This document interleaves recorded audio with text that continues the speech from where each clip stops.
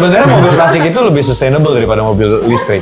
Sebenarnya karena mobil klasik berarti nggak perlu produksi mobil baru lagi. Kebutuhan mendasar manusia itu harus bisa didapatkan dengan aman dan nyaman. Anak buah pinter tapi pendiam atau anak buah B aja tapi komunikatif? Pinter tapi diem. Pinter tapi diam. Oh, itu gak pinter tapi diam. Ini komunitas banget. Marketing soalnya. Harus komunikasi. Saya perlu dua-duanya, gimana ya? Cara jualan yang paling benar adalah bukannya kita sekedar nge-rebranding barang atau produk kita, tapi sebenarnya kita lihat dulu demand-nya. Selamat datang di EcoPod, podcastnya para pelaku sustainability dan ecopreneurs. Podcast yang dihadirkan dalam rangka Langkah Membumi Festival, persembahan Blibli Ticket Action dan juga ekosistem pada tanggal 2 dan 3 November di Senayan Park, Jakarta. Event ini akan menghadirkan berbagai kegiatan seru, mulai dari workshop, talk show, dan narasumber yang keren-keren banget, Ecopreneurs Market, music performance, dan pastinya semuanya ini gratis. So, bagi yang ingin berkolaborasi, silakan merapat dan cek barcode di bawah ini.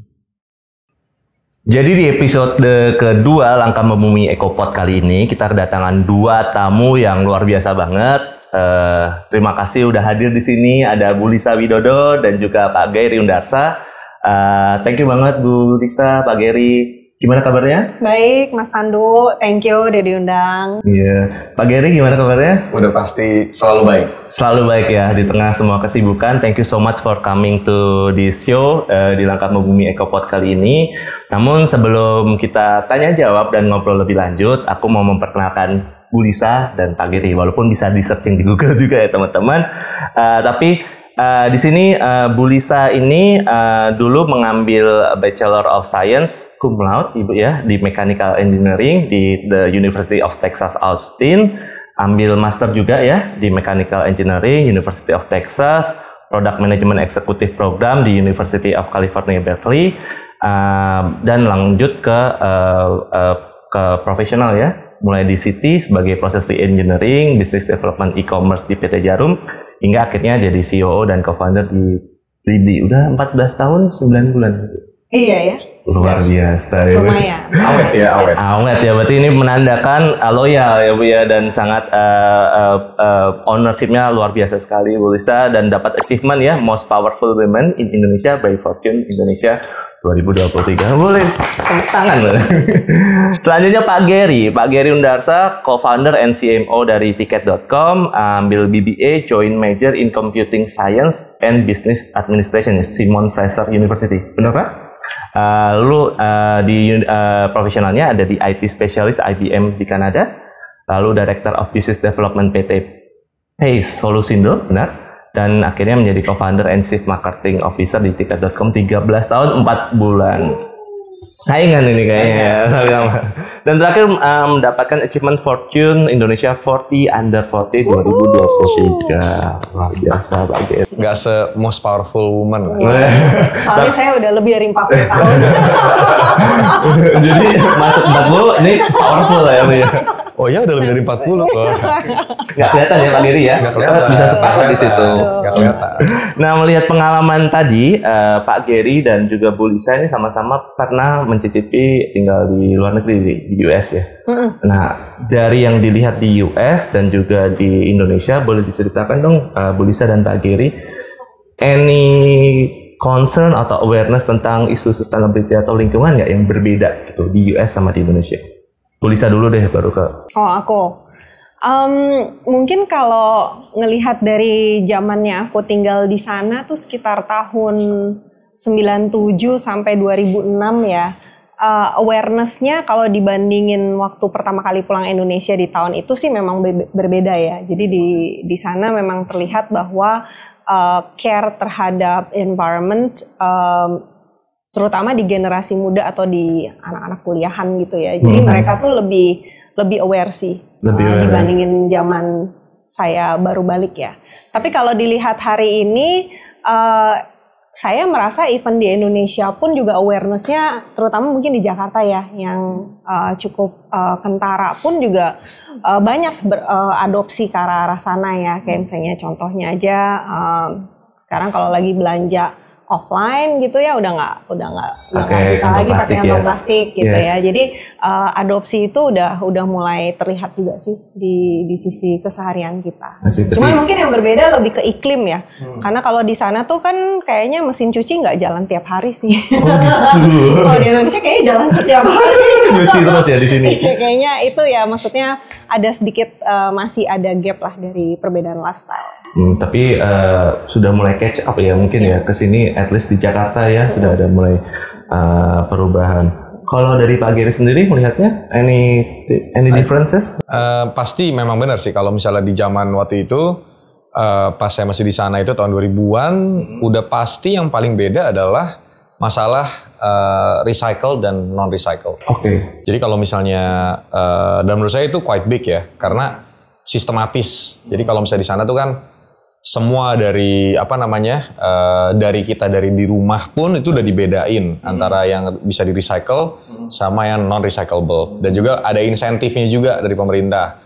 Kalau misalnya taat recycle kita kumpulin recycle dipisahin, itu tuh dari zaman waktu itu udah ada semacam insentifnya lah, kasarnya begitu kan. Jadi itu berlangsung terus sampai di public spaces juga sama. Di public space juga dari dulu memang sudah dipisah, dan orang-orangnya lumayan aware lah ya, lumayan aware untuk memisahkan gitu. Dan saya rasa itu sesuatu yang cukup besar sampai sekarang, mungkin bahkan di Indonesia pun saya rasa kesadaran itu tuh menurut saya masih agak minimal. Dibandingkan dulu pasti udah better, cuman dibandingin sama jumlah sampah yang kita punya, itu tuh jauh gitu kan. Apalagi kalau misalnya kita lihat kan tempat penampungan sampah yang akhir itu kan semua kan sekarang luar biasa besar gitu ya. Jadi dan juga kayak unsur-unsur untuk gimana cara kita merecycle-nya, terus udah gitu kira-kira menjadi produk apa dan lain-lain, itu tuh memang masih proses lah menurut saya gitu. Itu menurut saya yang sangat besar. Selain sebenarnya memang dari segi lifestyle mungkin ya. Kalau misalnya contoh yang paling simpel adalah kalau misalnya rata-rata di Western country itu bagusnya adalah negara yang lebih maju, biasanya transportasi umumnya sudah sangat baik. Nah, pada saat transportasi umum sangat baik dan jauh lebih murah dibandingin kasarnya dia pakai mobil sendiri, secara otomatis orang akan lebih prefer pakai transportasi umum. Kayak dulu saya pakai transportasi umum. Oh iya, di sana gitu kan selama 4 tahun pertama itu, dan nggak ada masalah gitu. Jadi memang secara by default tuh orang tuh akan milihnya itu transportasi umum. Kalau di sini transportasi umum dianggap sebagai kayak yang kalau kasarnya kalau nggak punya duit baru pakai transportasi umum gitu. Jadi bukannya pilihan yang memang karena awareness ini memang nyaman dan memang opsi baik. Ya mungkin dari segi kualitasnya juga walaupun pelan-pelan lagi ditingkatin terus ya. Tapi menurut saya itu ada satu gap di sana gitu. Makanya kenapa kalau misalnya contoh di Indonesia di Jakarta ya kita mobil banyak, terus macet keluar semua dan lain-lain begitu kan. Nah itu memang ada perbedaan paling besar sih dua itu sih menurut saya. Oke, I see. Berarti kalau tadi kata Bu Lisa kan sebenarnya sudah mulai ke sana, tapi tetap ada gap ya di sana ya. Ada sesuatu yang masih belum terpenuhi menjadi sesuatu yang nyaman ya. Nah kalau dari personal Bu Lisa dan Pak Gary, any concern nggak Pak Gary dulu deh di isu lingkungan gitu yang menjadi concernnya Pak Gary? Mungkin kan dari sudah berkeluarga kan sekarang Bu Lisa dan Pak Gary, any concern tertentu nggak? Apakah isu sampah, apakah isu air, apakah isu energi? Boleh di-share? Iya, kayaknya kalau menurut saya yang lumayan mendesak sih menurut saya sampah itu sangat mendesak sih. Sampah ya, oke. Ya, karena kita tuh jumlah orang akan makin banyak. Makin masing-masing orang memproduksi sampah setiap harinya makin banyak. Nambah terus ya berarti. Pertanyaannya adalah bisa dikemanain gitu kan? Pasti ada limitasinya kan. Dan bahkan sekarang rata-rata tempat pembuangan sampah umum yang akhir itu tuh rata-rata mungkin kapasitasnya juga rata-rata over capacity gitu kan. Jadi akhirnya harus bikin lagi. Maksudnya saya kadang-kadang mikir juga sampai kapan gitu kan. Jadi dan itu efeknya sangat besar, right? Ya menurut saya, kalau saya sih setuju sih. Tapi misalnya yang kedua udah pasti itu udara ya. Karena kita perhatikan apalagi kalau misalnya kita di kota besar di Jakarta gitu, saya kadang-kadang suka bawa ada sensornya gitu. Oh ya. Iya, jadi kayak kelihatan tuh. Misalnya di dalam mobil TPMS-nya misalnya cuman 10 misalnya jumlah partikel. Kalau misalnya kita keluarin mobil gini doang di tengah jalan gitu, itu easily 100. Langsung. Iya, dan bahkan di beberapa tempat itu bisa sampai 200 lebih. Itu biasanya di area-area yang masih terbiasa sampah itu dibakar. Jadi itu sangat berbahaya sekali, hazardous gitu. Kalau udah di atas 100 tuh udah lumayan hazardous. Dan kalau di Indonesia kan kita memang behaviornya sampah itu dibakar aja gitu kan. Dan itu memang lumayan berat itu polusinya ya selain dibakar. Plus belum lagi mobil-mobil dan lain-lain. Dua hal itu sih. Dua hal itu. Jadi sampahnya nggak dikelola dengan baik, tiba-tiba dibakar jadi ke udara, merembet. Udara semua, betul. Oke, kalau Pak Gary ada dua itu. Bu Lisa? Ya, sebenarnya udah dijawab. Mungkin yang belum di-touch lebih ke air ya. Air, oke. Jadi air sendiri pun juga, ya sampai sekarang kan kalau di Indonesia boleh dibilang air keran kita nggak bisa minum ya. Iya, kalau di luar tap water ya, di sini. Ya kalau, ya jadi memang banyak sih PR-nya ya. Untuk Indonesia sih banyak PR-nya ya. Untuk kita bisa sampai ke taraf hidup yang sampai generasi-generasi berikutnya tuh aware terhadap bahwa kebutuhan mendasar manusia itu harus bisa didapatkan dengan aman dan nyaman gitu. Dari negara tuh kayaknya harus banyak intervensi ya untuk kita bisa tadi ya yang tadi Pak Gary bilang ya untuk bisa nge-close gap-nya lebih lebih cepat lah gitu untuk generasi berikutnya sih sebenarnya. Berarti at least ada 3 permasalahan ya kita sekarang tadi dalam masalah sampah, ke udara, air juga ternyata concerning ya, kita nggak bisa minum tap water di mana-mana gitu seperti itu. Nah, dari melihat permasalahan lingkungan yang ada di sekitar kita ini, aku dengar-dengar dan bukan dengar sih, udah tahu juga sebenarnya teman-teman Blibli Tiket ini kan punya inisiatif ya, Blibli Tiket Action gitu. Boleh nggak Bu Lisa dan Pak Gary jelaskan ke teman-teman Blibli Tiket Action ini programnya seperti apa sih, aktivitasnya seperti apa, dan kenapa nih bareng-bareng nih Blibli Tiket ini mesti bareng-bareng jadi Blibli Tiket Action? Boleh ke Bu Lisa dulu? Iya. Mungkin awalnya sejak kita IPO barengan ya. Jadi nikah bareng. Iya, nikah bareng ya. Jadi terus kebetulan saya dan teman-teman di Tiket, Pak Gary, kemudian juga beserta timnya dengan Pak Dudi dan teman-teman yang lain. Jadi kebetulan juga punya punya kerisauan yang mirip lah gitu. Jadi kita harap bahwa dengan kita bergabung ke dalam suatu action yang barengan di dalam grup kita itu akan jauh lebih impactful gitu ke depannya yang kita harapkan untuk Indonesia. Sebenarnya memang namanya Blibli Tiket Action ya, tapi kan di dalamnya kita juga ada teman-teman dari Range, kemudian ada teman-teman yang baru bergabung, anak bungsu dari Deko Rumah gitu ya. Jadi hopefully sebenarnya mimpi ke depannya action yang kita ambil itu benar-benar representatif dari keberadaan dari PT Global Digital Niaga Tbk gitu. Jadi kita harapin sebenarnya akan lebih banyak lagi ya aktivitas-aktivitas yang kita kerjakan bersama secara kolaboratif sehingga impact-nya pun juga lebih masif gitu. Boleh ceritakan sedikit beberapa programnya, aktivitasnya? Sebenarnya ada 6 materiality topics yang kita fokusin secara grup ya. Yang pertama itu kan ada resource use, kemudian ada waste, kemudian ada emission, kemudian ada training and development, ada community relations, yang terakhir data government sama privacy.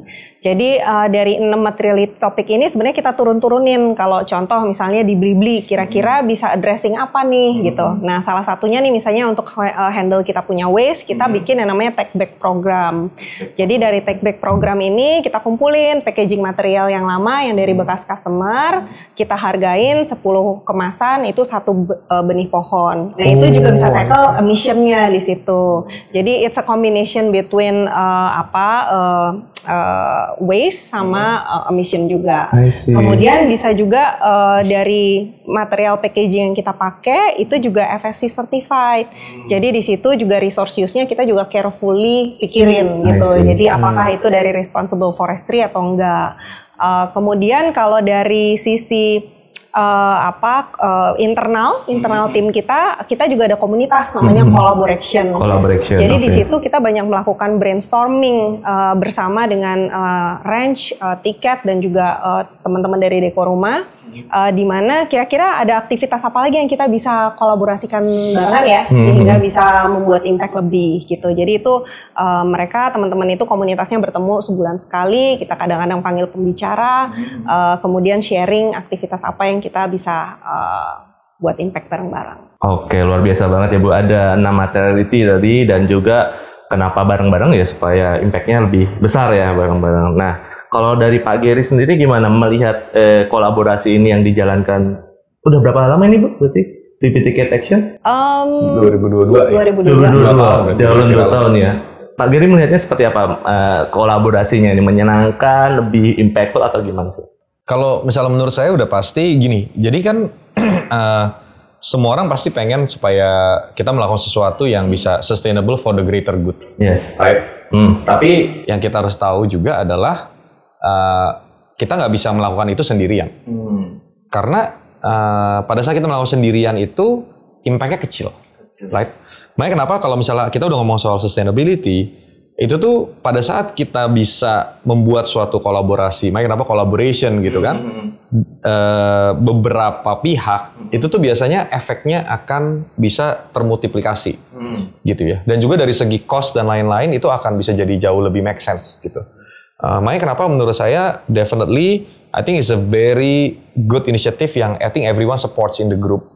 Karena sebelumnya kan pasti setiap dari all this company and brands itu tuh masing-masing pasti punya semacam wishlist lah ya, semacam wishlist atau mungkin kayak hal-hal yang kita pengen lakuin nih buat sustainability gitu kan, dan mungkin masing-masing dijalankan juga. Nah tapi karena sebelumnya sendiri-sendiri, jadi kan ya udah kasarnya beli putus gitu kasarnya kan. Nah tapi kita dengan kita bisa dengan kita sekarang punya payung bareng beli tiket action ini, jadi sekarang semuanya itu terorganisir dengan rapi. Dan dari sisi grup beli tiket pun itu tuh bisa melihat kan, oh sebenarnya pilar mana nih yang tadi dari metodologi topiknya, pilar mana yang sebenarnya kita masih butuh more effort, pilar mana yang mungkin kita istilahnya cukup baik gitu ya. Jadi kita dari masing-masing ini kita akan mikirkan, oh yang ini nih misalnya contoh untuk yang waste management contoh gitu ya, oh tiket.com kita bingung nih gimana ya cara kita bisa kontribusi ke waste management selain di kantor kita gitu kan. Oh, untungnya ada Blibli. Karena Blibli kan kontribusi di e-commerce tuh cukup besar gitu kan untuk waste. Ada shipping lah, apalah, ada boxes dan lain-lain gitu. Jadi sebenarnya kalau kita pikir sebenarnya kita untuk bisa mencapai tujuan yang sama.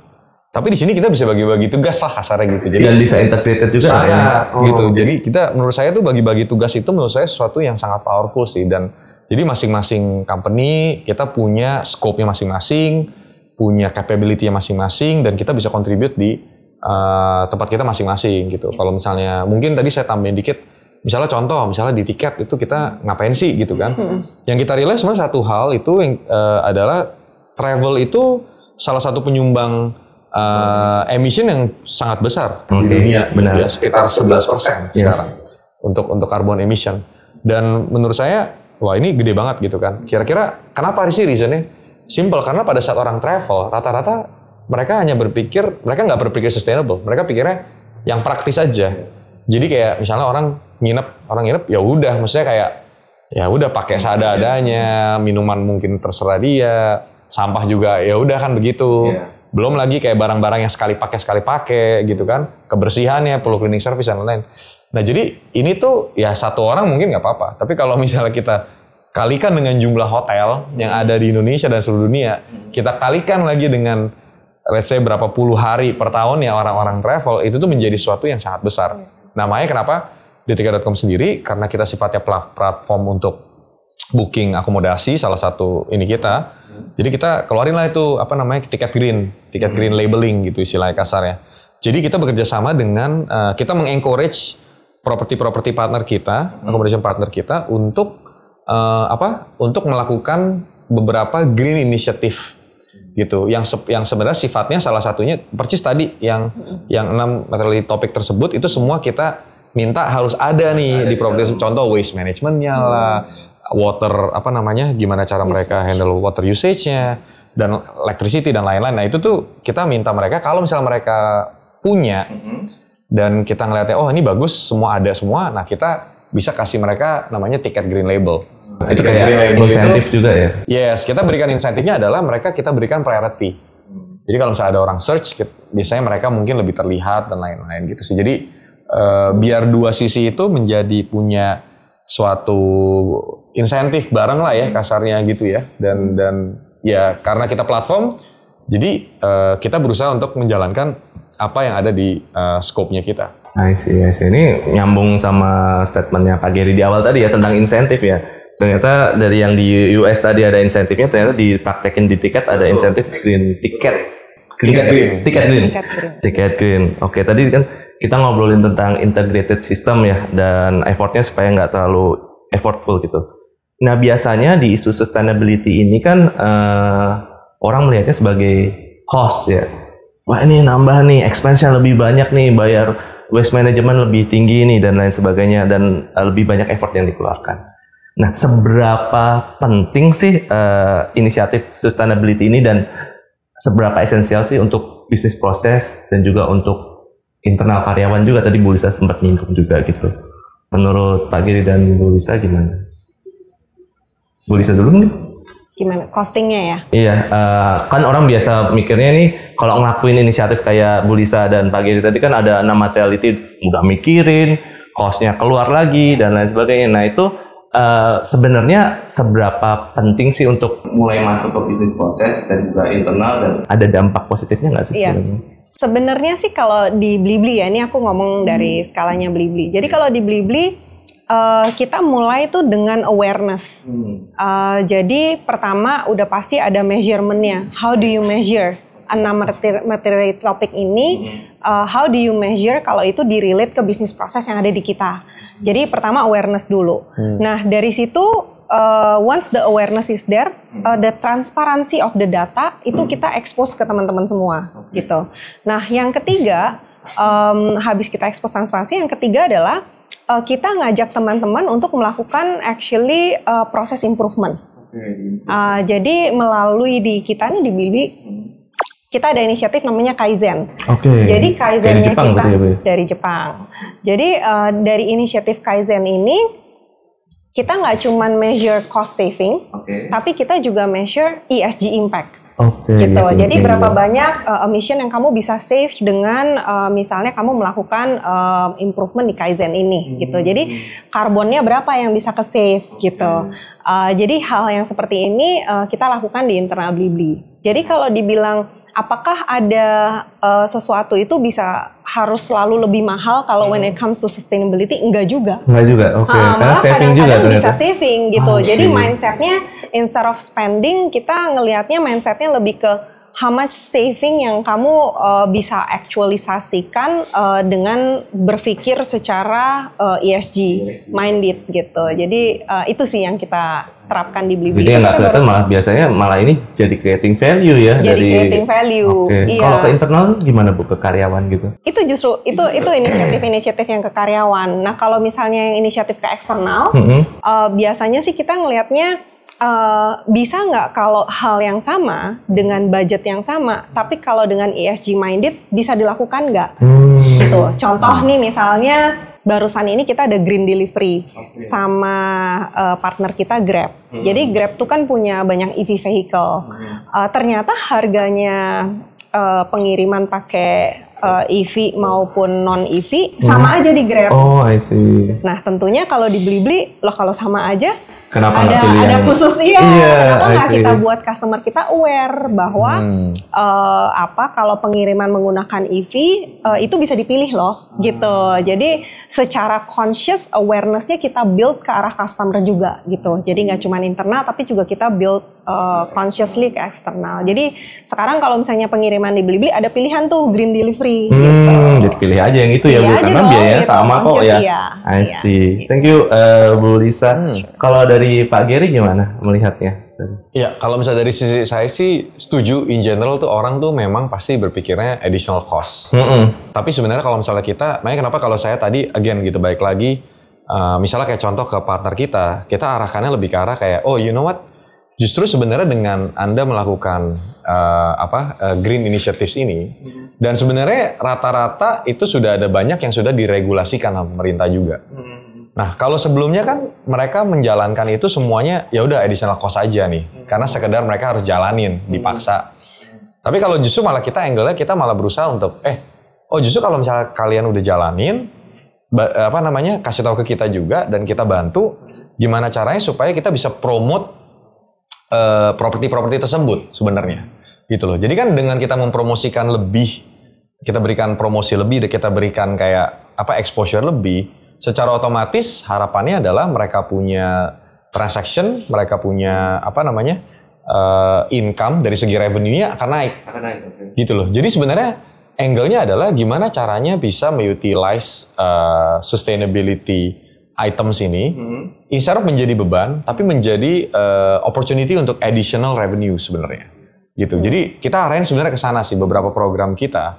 Misalnya kayak contoh, kita juga ada satu program namanya Jagoan Pariwisata. Jagoan Pariwisata itu, kalau misalnya kita lihat cuma dari tiket perspektif, wah ini cost doang ya, istilahnya karena kita bikin kayak semacam awarding gitu, competition awarding untuk ke beberapa desa wisata yang kita pilih.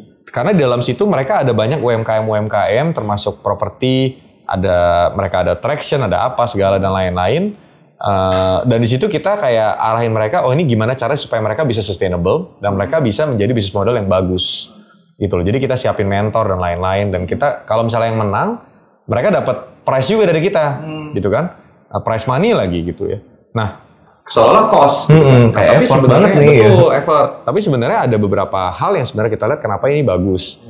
Satu yang udah pasti adalah kita mengekspos area-area wisata yang baru yang sebelumnya mungkin orang nggak tahu.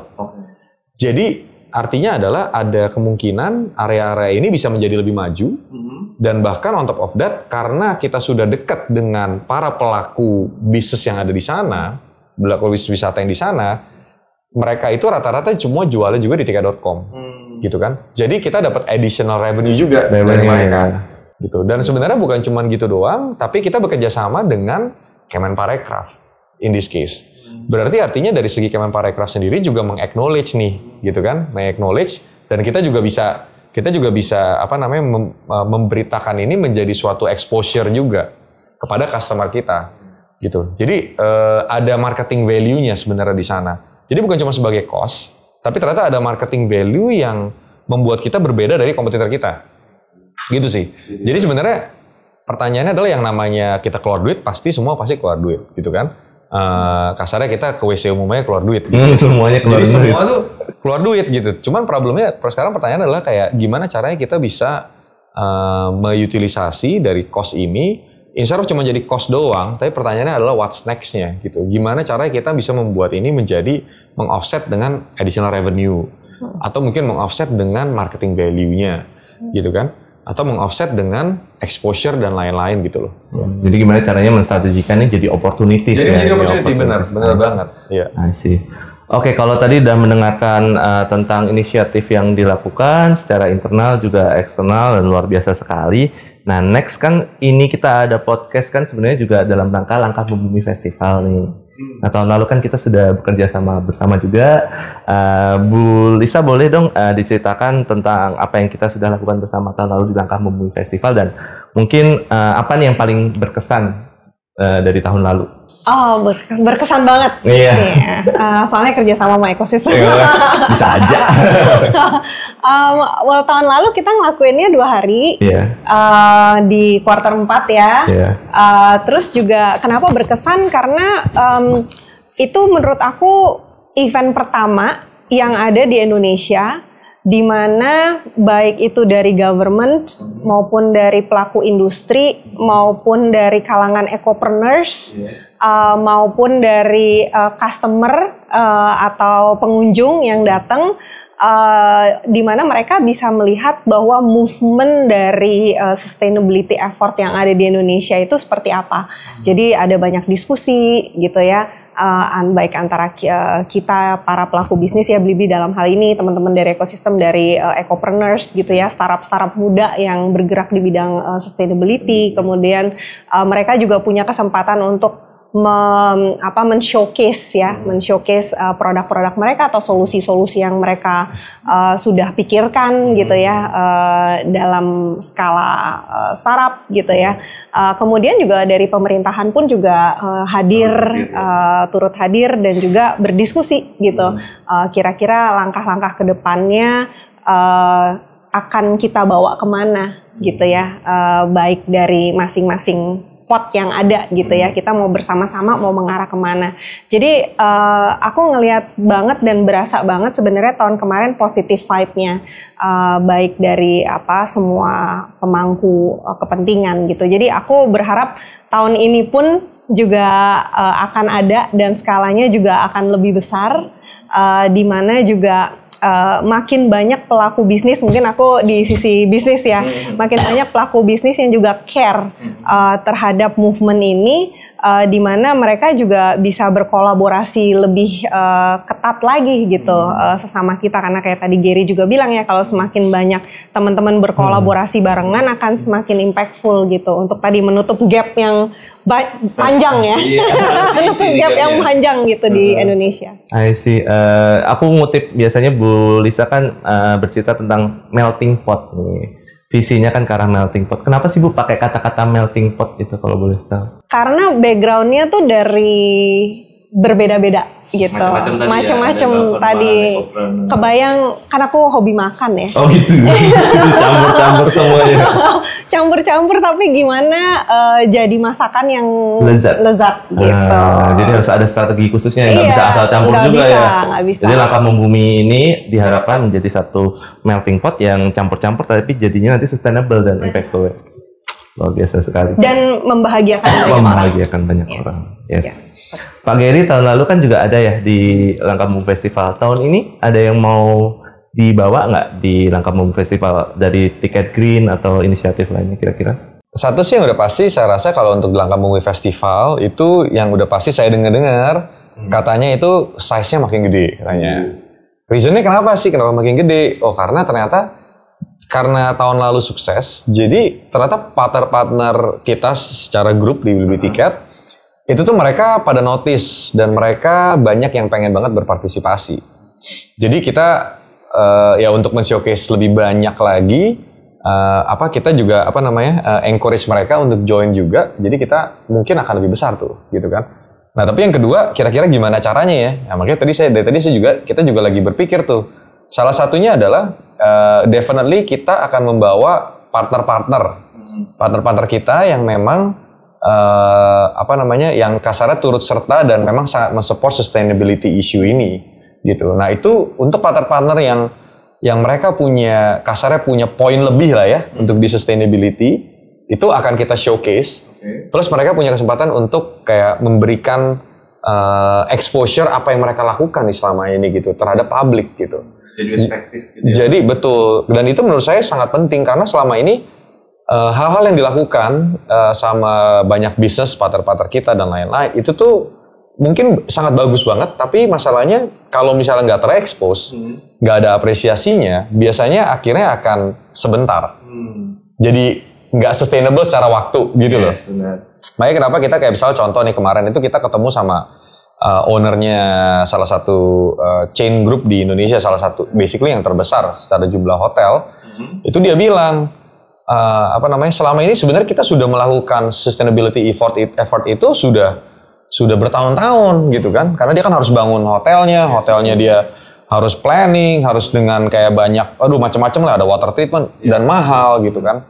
Selama ini dia lakukan itu semua out of dia sendiri, maksudnya kayak dia memang pengen bikin properti atau hotel yang sustainable.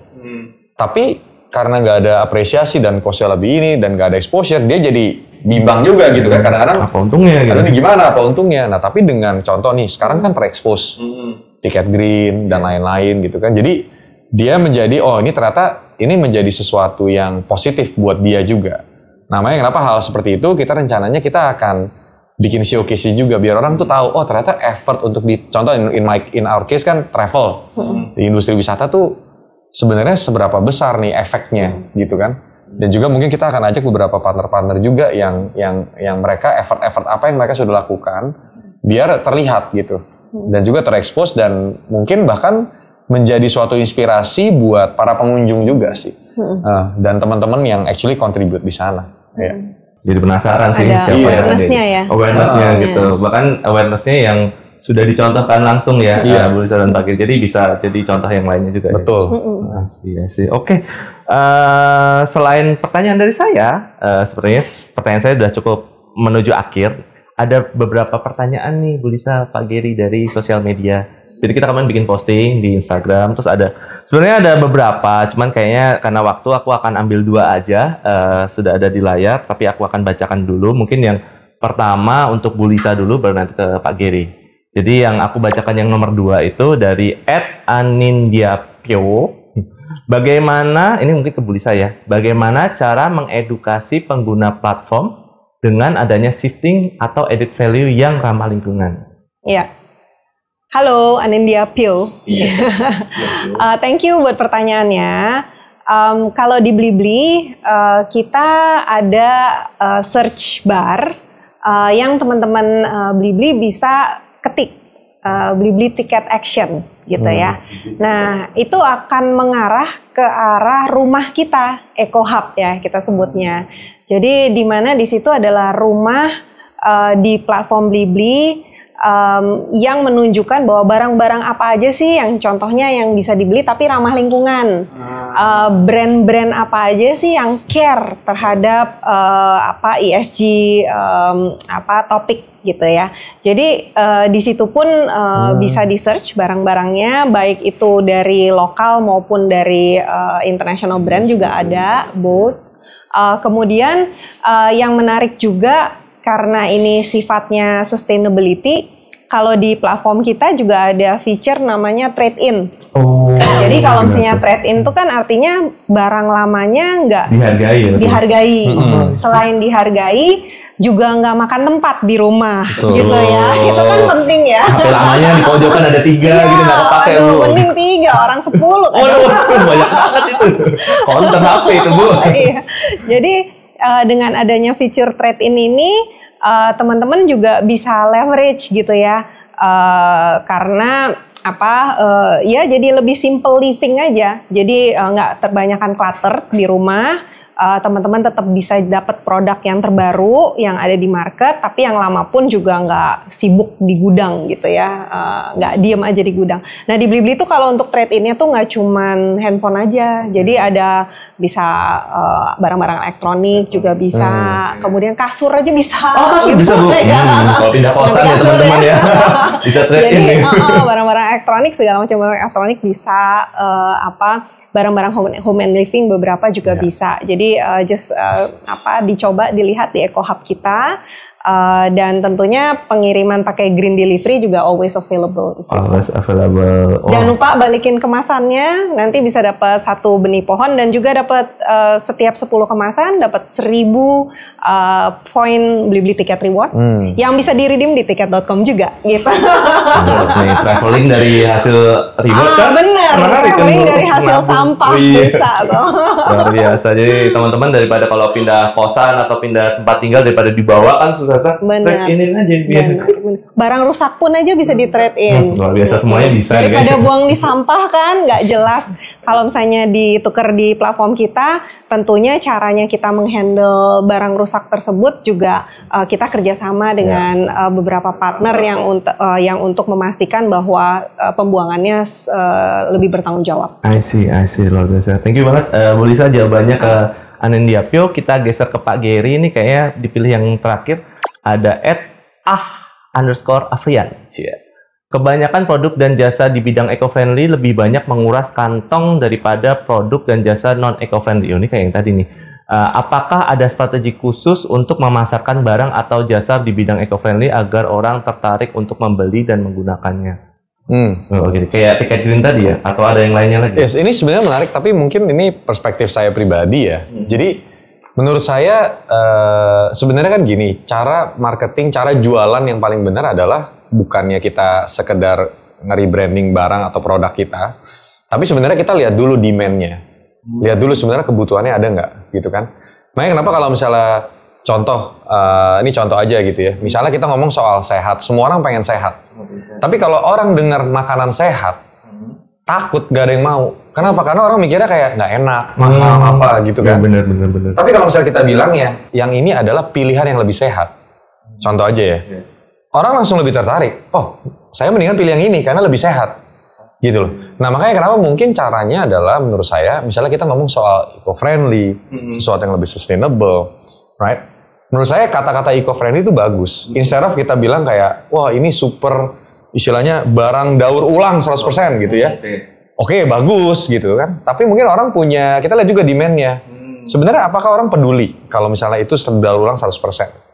Ya kan? Atau mungkin ada cara yang lebih bagus, ada cara dari segi produk, bikin produknya, dan juga dari segi cara jualannya, angle apa sih sebenarnya yang customer itu merasa satu kualitasnya bagus, yang kedua kayak dia berasa jadi lebih responsible, atau apa gitu. Misalnya kayak tadi, Bu Lisa sempat mention gitu kan, oh ya ini kalau misalnya Anda, contoh ya, misalnya Anda membeli barang ini, itu karena berarti Anda lebih, Anda udah lebih aware tentang sustainable, dan juga mungkin Anda, for example, mensupport sesuatu gitu loh, kayak kasarnya gitu, mensupport mungkin movement apa, atau mungkin bahkan in this case kayak tadi gitu kan, kalau misalnya ngebalikin kotak kardusnya gitu kan sampai berapa, itu istilahnya bisa buat tanam pohon.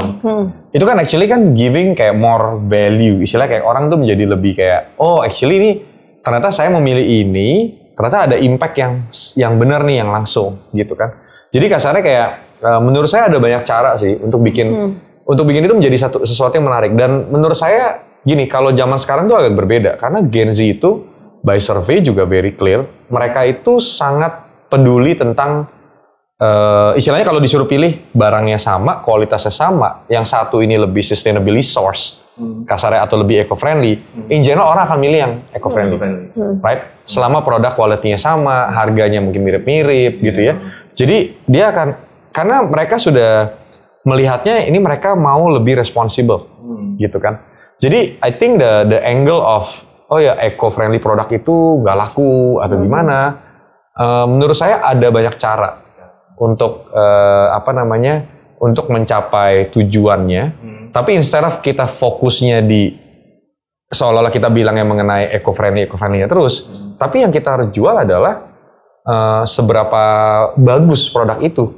Sampai orang tuh nggak nyadar kalau itu eco-friendly bahkan sebenarnya. Tapi orang merasa kayak ini bagus sekali gitu kan. Jadi dan juga cost apa yang mereka support dengan mereka membeli produk tersebut. Itu sih. Jadi gimana caranya mengemas tadi mengemas dan menjualnya. Teman-teman ini langsung dari ahlinya marketing nih. Jadi harus dicontoh juga bagi para pelaku di sustainability ya Pak Gary ya. Jangan terlalu menggurui, mungkin gitu juga bisa ya kan? Iya benar. Insentif tadi ada proses yang dihargai. Ujung-ujungnya kita harus put ourselves in the customer shoes lah. Maksudnya kita kalau sebagai customer, emang kita mau beli barang kita kalau misalnya kita taruh seperti itu, simpelnya begitu aja. Oke, ini sangat menjelaskan dan mungkin saya juga jadi menarik nih, insight menarik buat teman-teman ecopreneurs juga buat TR.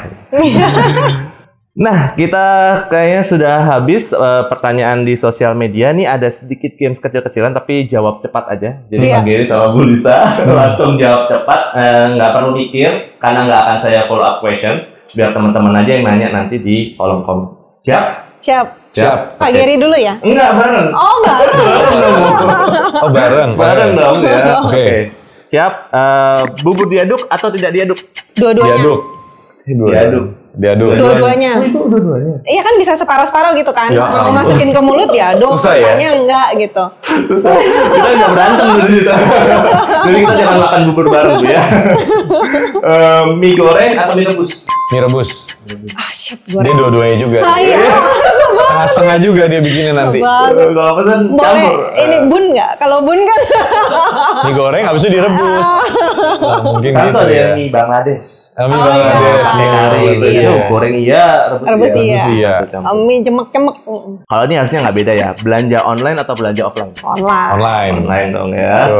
Ke gunung atau ke laut? Gunung. Sama-sama gunung nih. Takut matahari. Ada di pucuk ya. Ke gunung lebih dekat matahari. Kita hidup udah panas di kota. Kita cari yang adem. Cari yang betul. Udah yang bagus ya. Mobil listrik atau motor listrik? Mobil listrik. Iya. Untung pilihannya nggak mobil klasik ya. Susah. Iya, harusnya mobil klasik. Sebenarnya mobil klasik itu lebih sustainable daripada mobil listrik. Sebenarnya karena mobil klasik berarti nggak perlu produksi mobil baru lagi kan? Oh iya. Sebenarnya. Menarik ini ya. Menarik. Bisa dibawa di LMF juga ya. Bisa. Oh bisa. Bisa lagi ya. Minjem. Produk daur ulang atau produk dengan bahan ramah lingkungan? Ramah lingkungan. Produk bahan Daur ulang dan produk ramah lingkungan. Oke, 50-50, fine. Oke. People, profit atau planet? People juga. Oh, jadi kita harus fokus dari internal dulu ya, kitanya sendiri dulu. Yuk.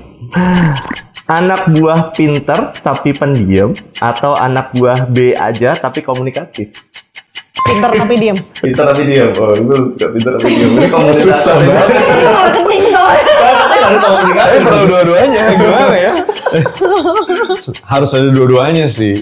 Harus ada dua-duanya. Harus ada dua-duanya. Susah dia. Harus di-mix ya di dalam tim berarti ya. Komunikatif lah kalau saya lah. Karena kita Kenapa orang marketing. Kalau aku operation Iya, soalnya. Betul. Ini menunjukkan dua perspektif yang Iya, berbeda. iya. Over communication malah kalau bisa. Oh, komunikasi Iya. ya, sedetail apapun harus Iya. komunikasi. Ini buat tim internal ya, ada kisi-kisi untuk naik jabatan. Sini jabatan. Terakhir, Kuningan atau Senayan? Senayan. So, kita sepakat di tanggal 2 dan 3 November nanti kita ke Senayan Park bareng-bareng ya. Senayan Park ya. Senayan Park. ya. Jangan lupa di Langkah Senayan Park. Membumi Festival. Spark. Yes. Yes. Saya rasa itu pertanyaan-pertanyaan udah habis semuanya. Pak Gary dan Bu Lisa, thank you banget untuk waktunya. Mungkin bisa ke teman-teman untuk ngajakin datang di tanggal 2 dan 3 November nih. Apa nih yang mau disampaikan, ngajakin dong? Oke, aku dulu ya. Iya dong. Buat teman-teman semua yang nonton, saya tunggu nanti kehadirannya di Spark tanggal 2 sampai 3 November untuk datang ke acara Langkah Membumi Festival. Apapun background kamu, sekali lagi this is a melting pot environment dan event. I encourage you untuk banyak berkomunikasi, kenalan sama banyak orang. Nanti kita akan kumpulin dari berbagai macam teman-teman dari background yang berbeda, baik itu pelaku bisnis, ecopreneurs, media, government, sehingga akan ada banyak pembicaraan-pembicaraan yang menarik yang teman-teman bisa sama-sama belajar. Saatnya hari ini untuk take action supaya kita banyak berbicara mengenai beberapa fondasi-fondasi yang harus kita settle untuk masa depan ke generasi berikutnya. So hopefully I will see you there and bertukar pikiran dan enjoy the event. Pak Gary, silakan. Bu Lisa udah lengkap borong semua ya. Tapi mungkin kalau misalnya dari saya, bicara, yuk kita sama-sama let's be more responsible for ourselves juga for everyone's future. Dan menurut saya gimana cara supaya kita menjadi lebih bertanggung jawab adalah kita harus cari tahu dulu. Nah, cari tahunya adalah definitely di Langkah Membumi Festival karena di sana selain ada banyak showcase, tapi saya rasa di sana juga banyak experience yang menarik dan bahkan sesuatu hal-hal promo-promo dan lain-lain yang menarik juga buat kita semua. Jadi kita bisa sama-sama makin pinter memilih yang lebih baik untuk masa depan kita semua orang. Jadi sampai ketemu di Langkah Membumi Festival di November ini di Senayan Park. Thank you so much Pak Gary, Bu Lisa. Jangan lupa 2 dan 3 November di Senayan Park. See you there. Nantikan episode EcoPod berikutnya dalam rangka menuju Langkah Membumi Festival Collaboration for the Earth yang akan dilaksanakan pada tanggal 2 dan 3 November di Senayan Park, Jakarta, persembahan dari Blibli Ticket Action dan juga Ekosistem. Please subscribe, like, dan komen untuk episode selanjutnya kita harus bahas apa ya enaknya. So, see you on November.